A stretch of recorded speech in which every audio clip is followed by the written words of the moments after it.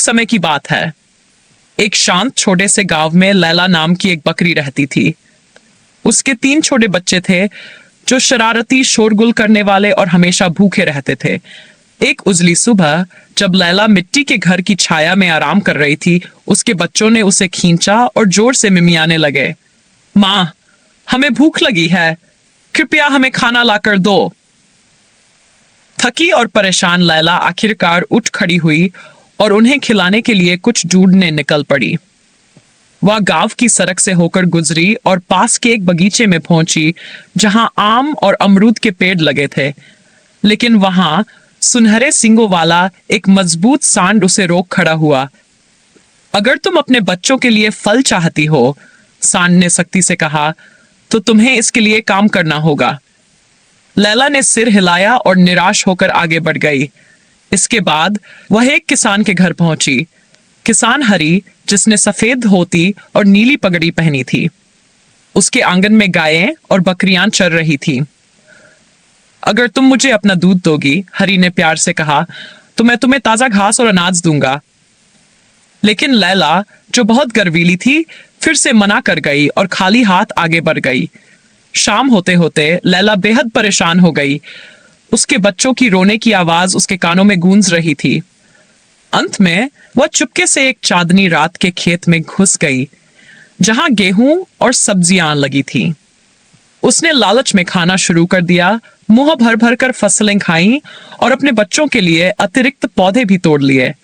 लेकिन अचानक चमन नाम का किसान लालटेन लेकर आ गया। वह गुस्से में चिल्लाया, छोड़, और उसने लैला को एक मोटी रस्सी से पेड़ से कसकर बांध दिया। पूरी रात लैला वहीं खड़ी रही, नाक कमजोर और प्यास से तरपती हुई।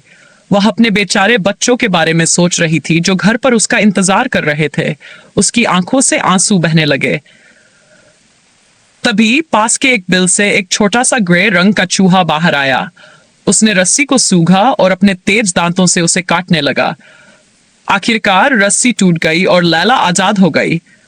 उसने चूहे की ओर कृतज्ञता से देखा और धीरे से फुसफुसाई, तुमने मेरी जान बचाई। वह दौड़ती हुई घर पहुंची, मुंह में खाना लेकर, लेकिन जब पहुंची तो उसका घर खाली था। उसके बच्चे गायब थे। लैला घबराकर पूरे गांव की सड़कों पर दौड़ने लगी, रोते हुए। आखिरकार उसे पता चला कि उसके बच्चों को जंगल में एक शेर ने पकड़ लिया है। तीनों बच्चे शेर के सामने डर से कांप रहे थे, लेकिन तभी वही बहादुर चूहा फिर से आया।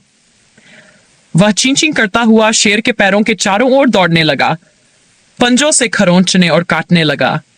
हैरान और परेशान शेर गर्जा और अंधेरे जंगल में भाग गया। बच्चे भागकर अपनी मां की गोद में आ गए। उस दिन के बाद से लैला और उसके बच्चे खुशी खुशी रहने लगे। उसने हरी के खेतों में ईमानदारी से काम करना शुरू किया, जहां उसके परिवार के लिए हमेशा खाना रहता था। चूहा अक्सर उनसे मिलने आता और सब मिलकर एक अजीब लेकिन वफादार परिवार बन गए। और इस तरह लैला, उसके 3 बच्चे और बहादुर चूहे की कहानी पूरे गांव में फैल गई, सबको ये याद दिलाते हुए कि दया और दोस्ती सबसे अंधेरे समय में भी जीवन बचा सकती है।